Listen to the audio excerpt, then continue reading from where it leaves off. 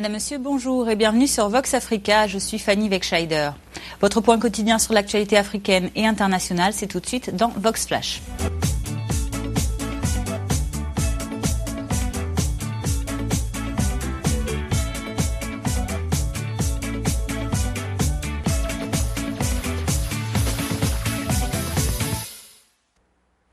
Ouvrons notre flash information de ce mercredi 30 septembre en Centrafrique. Nous vous le disions hier soir dans le journal Vox News, la capitale Bangui est frappée depuis 4 jours par une vague de violences intercommunautaires qui a déjà fait plus d'une trentaine de morts. La population apeurée se barricade chez elle ou fuit par dizaines de milliers vers des camps de déplacés. Hier, depuis Londres, Amnesty International a, elle, appelé la Centrafrique à confisquer les diamants dits sales ou de conflit. Selon l'organisation non gouvernementale, leur vente sans contrôle sur leur provenance contribuerait à financer des milices armées responsables des massacres ainsi que de pillages dans le pays. Amnesty International rappelle que le processus de Kimberley est censé empêcher les diamants illégaux de pénétrer les marchés internationaux, mais qu'en Centrafrique, 30 à 50% des diamants du pays sont dissimulés. Leur contrebande contribuerait à prolonger, voire à aggraver le conflit, selon Lucy Graham, conseillère juridique à Amnesty International. Nous l'écoutons. Notre inquiétude est que parmi les diamants qui sont stockés à ce jour, une partie pourrait avoir financé indirectement des groupes armés. Donc, nous disons qu'il y a un fort risque que les compagnies qui ont acheté ces diamants n'ont pas vérifié si ces diamants ont profité à des factions armées à un moment donné. Nous pensons que ces compagnies ne devraient pas profiter de la vente de ces diamants, mais nous comprenons que certains d'entre eux pourraient ne pas être illégaux et ne sont peut-être pas associés à des groupes armés. Donc, nous demandons aux entreprises d'effectuer des vérifications judiciaires, ce qui est d'ailleurs prévu par le processus de Kimberley. En s'intéressant aux diamants de conflit qui ont financé des factions rebelles, on ignore du même coup les gouvernements qui sont également abusifs et qui profitent de l'industrie du diamant. On ignore les abus des droits humains qui ont eu lieu au sein de cette industrie. Donc, par exemple en Centrafrique, les diamants sont extraits par des mineurs qui sont exploités par les négociants qui vendent ces diamants. Les conditions sont parfois vraiment dangereuses. Nous avons vu un enfant de 11 ans travailler dans ces mines.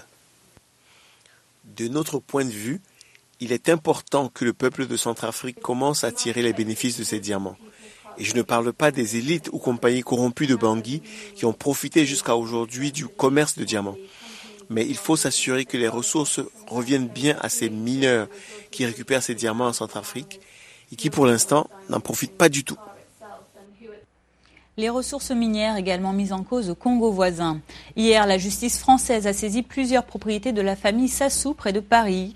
Selon les juges chargés de l'enquête dite des biens mal acquis, plusieurs biens immobiliers des Hauts-de-Seine et des Yvelines, dont certains de luxe, seraient la propriété de proches du président congolais Denis Sassou Nguesso, notamment ceux de son neveu Wilfried Nguesso, dissimulés derrière des sociétés écrans. L'enquête a été déclenchée par une plainte de l'association Transparency International qui soupçonnait M. Sassou Nguesso d'avoir, je cite, détourné à son profit et au profit de sa famille et de son clan une partie substantielle de la rente pétrolière du Congo. Tout comme le Gabonais Omar Bongo, décédé en 2009, ou encore son homologue de Guinée équatoriale Teodoro Obiang, le président du Congo et sa famille sont visés depuis 2009 par une enquête sur leur patrimoine français. Au Burkina Faso, l'opération de désarmement des militaires du RSP, responsable du coup d'État du 17 septembre, semble dans l'impasse. Hier à Ouagadougou, des barrages ont été dressés dans différents points stratégiques de la ville et la tension restait palpable. Les soldats du régiment de sécurité présidentielle, qui souhaitaient garder des moyens de pression face aux militaires loyalistes du président Michel Kafando, ralentissent en effet la reddition de leurs armes. 5 jours après sa dissolution officielle par le Conseil des ministres de vendredi dernier, le RSP était hier toujours posté dans sa caserne de Nabakoum 2, tout près du palais présidentiel. Pour des raisons de sécurité, la circulation était interdite dans ce secteur qui a été encerclé par les hommes armés des autorités de transition. Tout près de là, l'aéroport de Ouagadougou a été fermé hier et ce jusqu'à nouvel ordre. Écoutez ces réactions de la population de Ouagadougou sur la situation actuelle. Il faut continuer à lui mettre la pression et on espère qu'il va savoir raison garder et qu'il va respecter sa parole, ses accords et puis déposer définitivement les armes afin qu'on puisse sortir de cette crise-là que tout le monde déplore. Je ne pense pas qu'il faut négocier avec le général Diendéré ici, là. Parce que, bon, je dis c'est quelqu'un qui ne joint pas l'acte à la parole. Je pense qu'avec le RSP, il faut d'abord commencer par les négociations. on a vraiment peur d'une confrontation. Mais notre prière, c'est que ça n'arrive jamais parce que, bon, si ça vient, ça ne sera pas bon et pour nous et pour les forces armées, c'est pour toute la nation. Donc, notre souhait, c'est que la paix revienne le plus tôt possible. Et nous l'apprenons également par le site internet d'information lefaso.net que dans un communiqué, le gouvernement burkinabé a annoncé la libération des places occupées par les éléments irréductibles de l'ex-RSP, y compris donc le camp de Nabakoum. Le bilan des opérations n'est pas encore connu. Au Nigeria, le président Muhammadu Buhari va prendre en charge lui-même le ministère du pétrole. C'est ce qui a été confirmé hier par son porte-parole au moment où M. Buhari était à New York pour participer à l'Assemblée générale de l'Organisation des Nations Unies. Le chef d'État nigérian, qui n'a toujours pas de gouvernement, plus de 3 mois après son arrivée au pouvoir, a annoncé qu'il allait devenir ministre des Ressources pétrolières, avec un secrétaire d'État chargé de gérer les affaires courantes de ce secteur. Au nord du continent, Human Rights Watch a appelé hier à annuler le jugement à 1 an de prison ferme qui avait été prononcé contre un étudiant pour acte homosexuel. L'organisation non gouvernementale presse également les autorités tunisiennes de dépénaliser l'homosexualité. En ligne de mire, l'article 230 du Code pénal tunisien que l'organisation non gouvernementale américaine demande d'abroger par le Parlement. En réaction, le ministre de la Justice tunisien a appelé sur une radio privée à réfléchir afin de savoir comment écarter et éliminer cet article de loi, et ce en se basant sur les libertés individuelles et de la vie privée. Emma Gelali, directrice du bureau Human Rights Watch à Tunis, condamne l'arrestation du jeune Tunisien de 22 ans, d'abord pour enquête sur une affaire de meurtre, puis qui s'est ensuite déplacé vers une enquête sur sa vie privée, et ce suite à la découverte dans son téléphone portable de messages privés échangés avec d'autres hommes. Écoutez. Il a été poursuivi sur la base de l'article 230 du Code pénal qui criminalise l'homosexualité.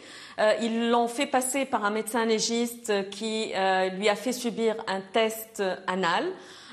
Et ensuite, il a été condamné à 1 an de prison ferme. La Constitution entérine le droit à la vie privée et au secret des correspondances. Or, l'article 230 est totalement en contradiction avec cette Constitution. Au ministre de la Justice, on l'appelle à demander au procureur de ne plus appliquer l'article 230 et donc de ne plus poursuivre des personnes pour homosexualité. On demande également au ministre de la Santé de faire une directive à tous les médecins de ne pas pratiquer un test anal qui est une atteinte à la dignité fondamentale de l'être humain. Donc chacun, en fait, doit être mis devant ses responsabilités dans cette affaire. Un mot de sport à présent. À l'Afrobasket féminin qui se déroule en ce moment, vous le savez, au Cameroun. Les derniers matchs du premier tour se sont déroulés hier mardi au Palais des Sports de Yaoundé. Le seul enjeu de la soirée était le dernier ticket du groupe B pour aller en quart de finale.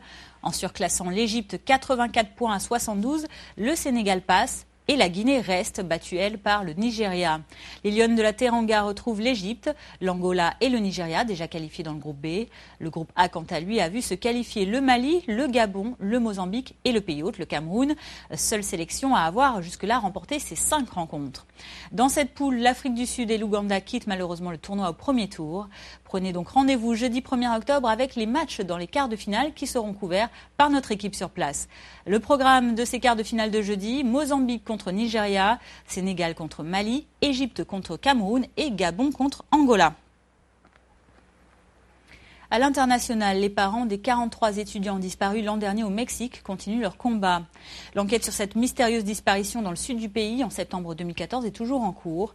À l'occasion du premier anniversaire de la tragédie, les familles qui ont toujours contesté la version du rapport officiel des faits ont rencontré le président mexicain.